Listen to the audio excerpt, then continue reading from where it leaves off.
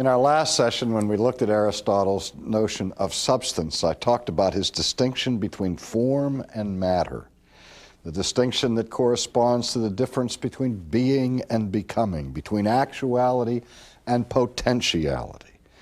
But then when we look at the zenith of his thinking, we see him speaking of his concept of God, which is that of pure form, or of absolute actuality, that which has being but no becoming, actuality without potentiality. And popularly, his definition of God is defined as the unmoved mover, or the uncaused cause, the formal first cause of everything else that exists in the world. Now, remember when he had his idea of each entity being made up, every substance being made up of form and matter, except for pure form, that it is the form within something that controls the development of that thing's potential. That's the form within the acorn that moves the acorn to become an oak tree. We've already established that.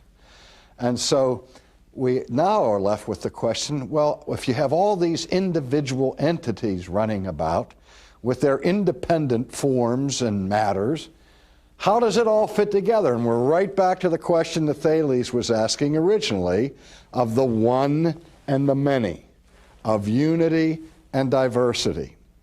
So over all the individual substances that we encounter in the real world, there stands Aristotle's God, who is pure form.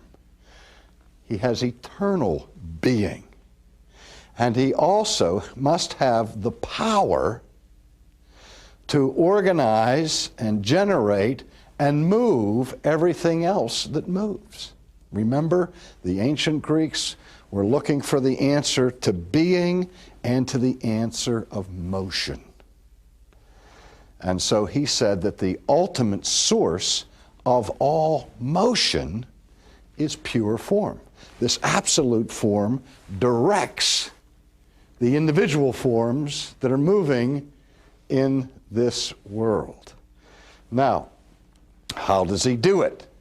Or for Aristotle, the pure form is himself not moving, or itself not moving, yet it is the mover.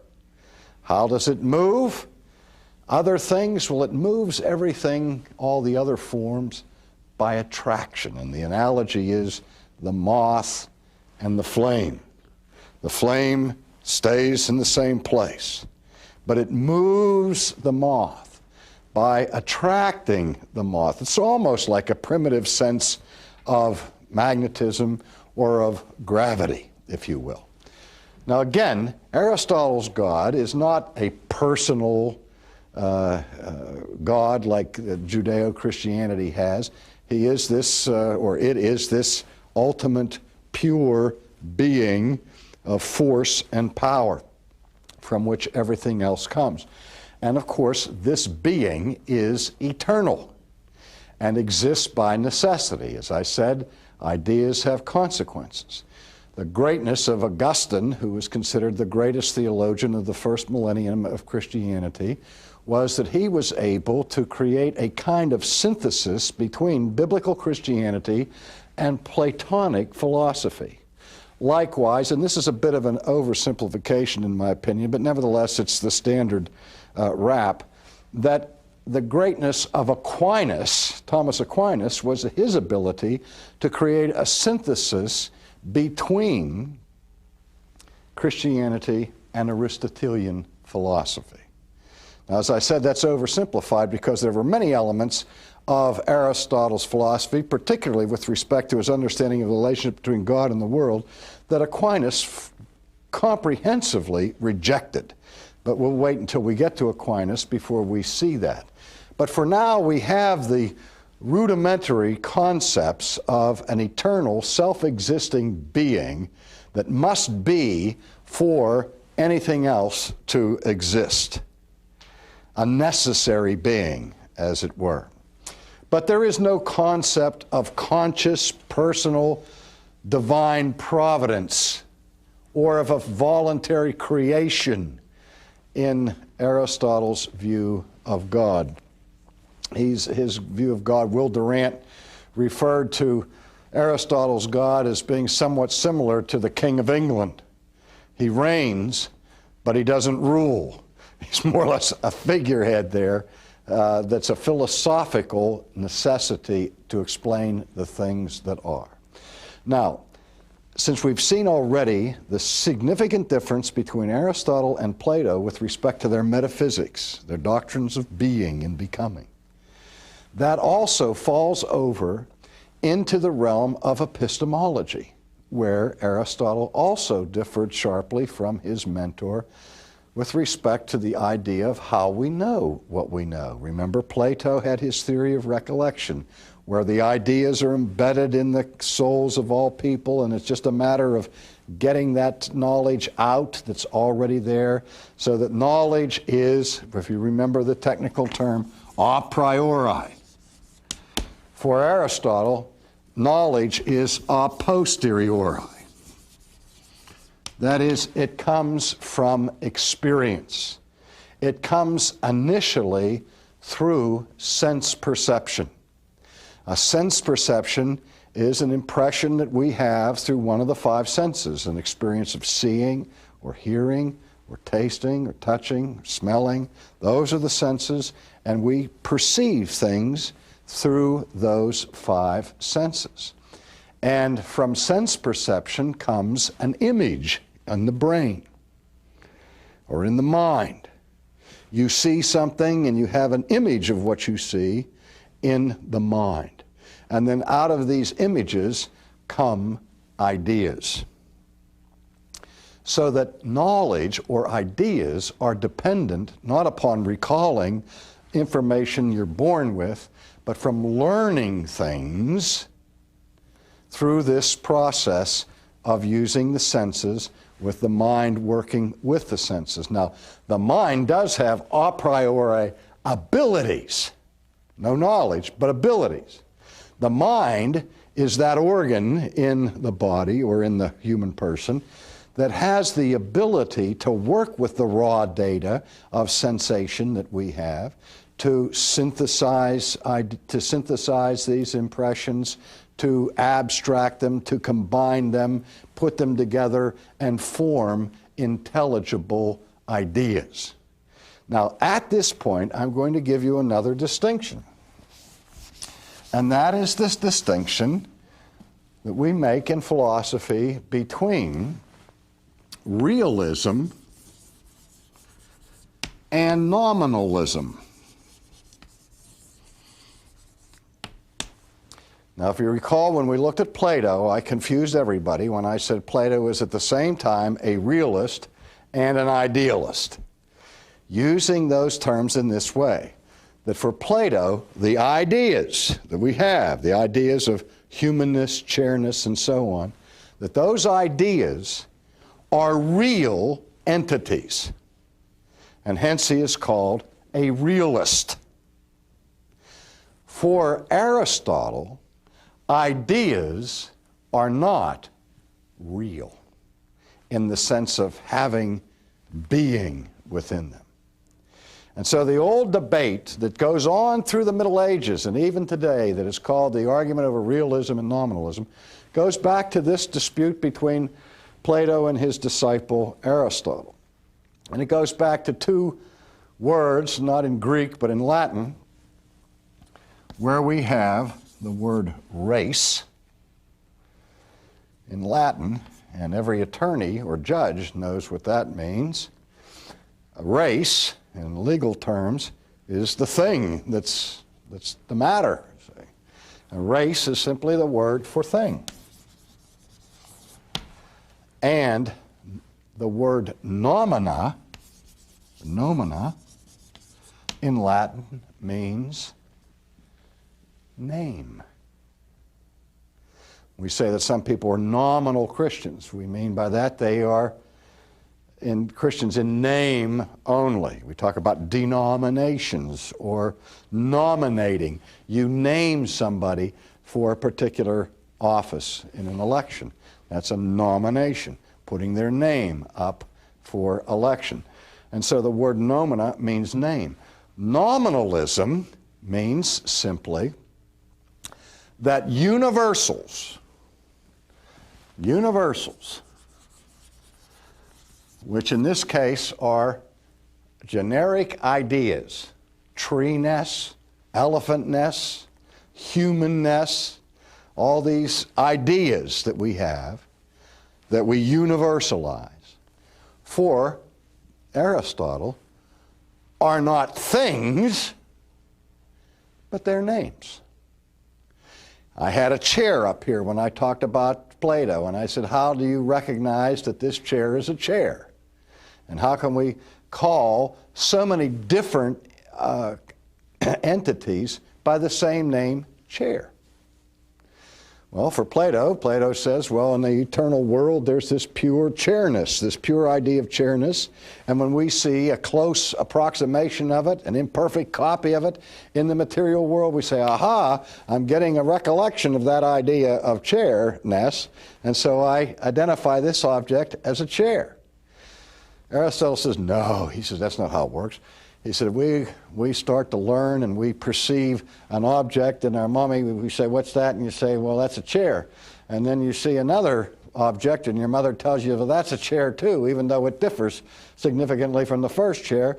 That your mind has the ability to have all these sensations and all these images and to put them together and abstract, combine, and relate these experiences and come up with a generic concept of chairness. Doesn't mean there really is such a thing as chairness. There's just this universal idea that is a construction of the mind. It's a name, and that's all it is a name that we assign to universal, general categories. And we use that when we apply particulars into those various different spheres.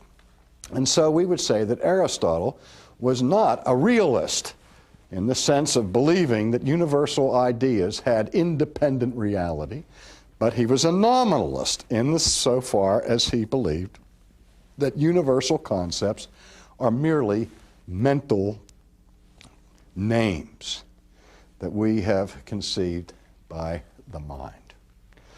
He also taught that truth involves conformity between the mind and a thing. This is an early form of the correspondence theory of truth.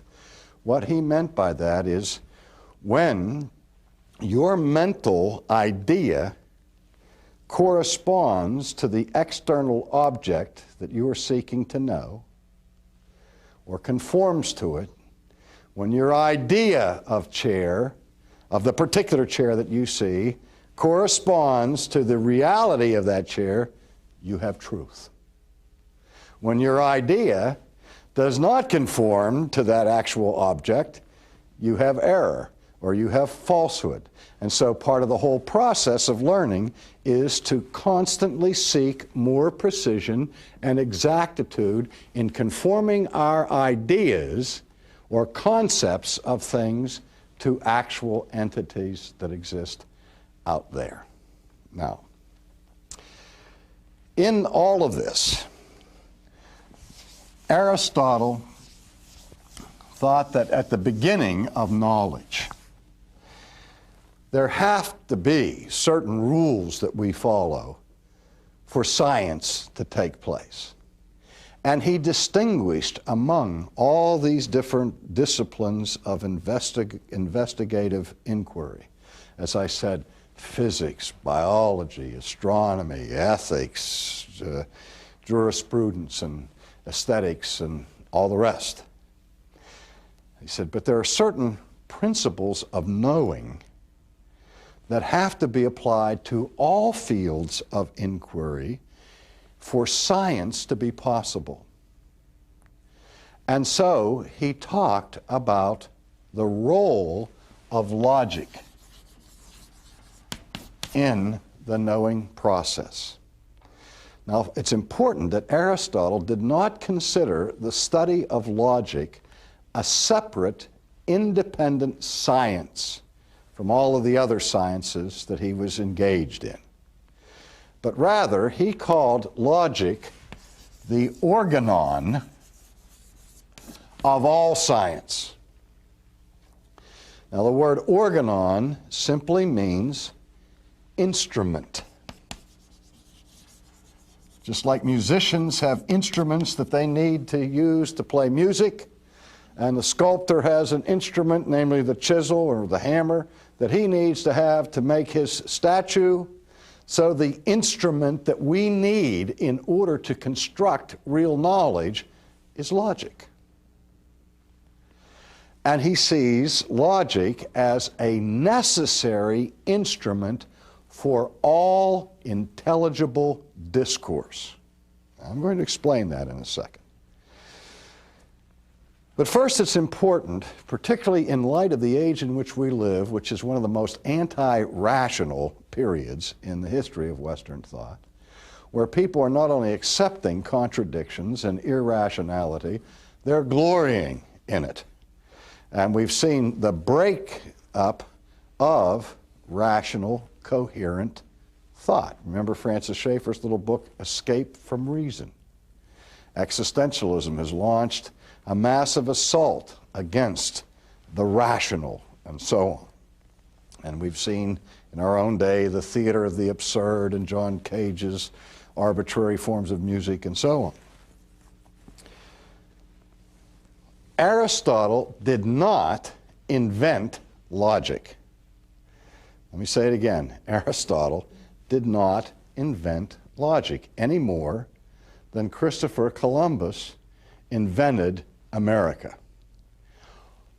What Aristotle sought to do was to articulate how logical categories function. He didn't think that he was the first logical person. He didn't think that logic didn't exist before him. He's simply asking the question as a philosopher, what has to be for us to be able to speak intelligibly about biology or astronomy or physics or anything else? And he said, well, there are certain basic needs that have to be met for intelligibility to occur. And one is that our statements be logically constructed. What he means by that is that they not violate the first law of logic, which is the law of non-contradiction. Before I go into that, let me just give one other distinction that he makes in terms of his exposition of how logic works. He says that logic and all science depend upon the relationships between the general and the particular, or what we would say between the subject and the predicate. If I'm a biologist and I want to know what an amoeba is, I may say an amoeba, in order to distinguish it from a frog, I will say an amoeba is something. I will predicate characteristics. I will mention the particulars that define an amoeba, and then contrast it or compare it with the particulars that define a frog. Now, when you were in junior high school or in grade school, you learned about the whole process of classification, where you have the genus and the species, the kingdom and the phyla, and so on. And we say, well, you know, there's the animal kingdom and the plant kingdom. Now, they're both examples of living things. but they're two completely different kingdoms. They have one thing in common. There's the general. They're both bios. They're both alive. Okay? But then we talk about different kinds of life to distinguish between animals and vegetables or plants. Now, in defining things, you pay attention both to similarities and differences. We are all in the animal kingdom, but we're not baboons. We further differentiate and particularize within the animal kingdom the difference between human beings and baboons. And then we go into further precision when we talk about male and female.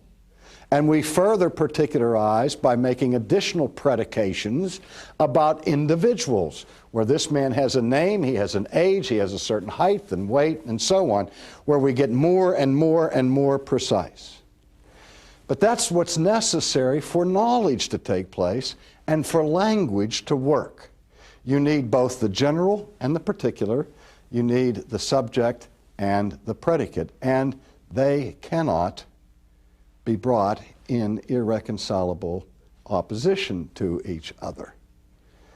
So therefore, he postulates the law of non-contradiction, which says that A cannot be A and non-A at the same time and in the same relationship, which in simple terms means that this piece of chalk cannot be a piece of chalk and a kangaroo at the same time in the same way.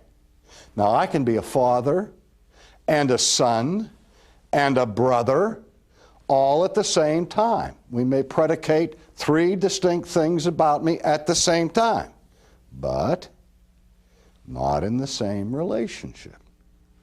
I cannot be a son to my father and have him be my son at the same time and in the same relationship. Something cannot be what it is and not be what it is at the same time in the same relationship.